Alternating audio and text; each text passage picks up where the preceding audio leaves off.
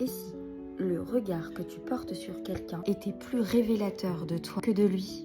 Allez, viens, je t'explique. La Torah dit, avec justice, tu jugeras ton prochain. Et dans Pirkei Avot, juge toute personne favorable. Ce n'est pas un conseil de gentillesse, c'est une discipline spirituelle. Celui qui jugera son prochain favorable au ciel, le jugera favorablement aussi. Ce que tu donnes comme regard reviendra vers toi. Le Maharal, un grand commentateur, explique quelque chose de bouleversant. L'être humain n'est jamais réductible à ce que tu vois. Tu vois peut-être un acte, mais ce que tu ne vois pas, son histoire, sa lutte intérieure, ses blessures, le combat invisible qu'il mène. En réalité, juger quelqu'un défavorablement, c'est le figer dans l'instant présent. Et juger favorablement, c'est reconnaître que l'âme, l'intériorité, est bien plus grand que l'action de l'homme. Et attention, c'est pas être naïf, c'est être profond. La Chassidoute va encore plus loin. Elle dit que voir le bien chez l'autre, c'est réveiller le bien qu'a l'autre en lui. Quand tu regardes quelqu'un comme un problème, il devient un problème. Tu connais le principe des étiquettes, mais quand tu essaies de regarder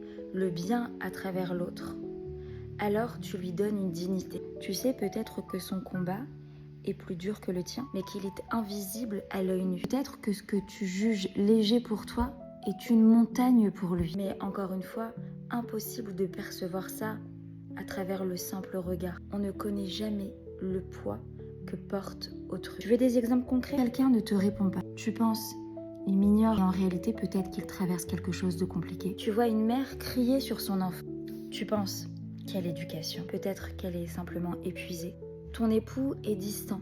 Tu penses, il ne s'intéresse pas à moi. Peut-être qu'il est inquiet et ne sait pas comment l'exprimer. Tu vois une personne religieuse agir pas correctement. Tu penses, hypocrite. Et peut-être qu'elle lutte pour rester debout. Ou bien tu vois quelqu'un arriver à la synagogue sans kippa ou avec une jupe pas très longue. Tu penses, aucun respect.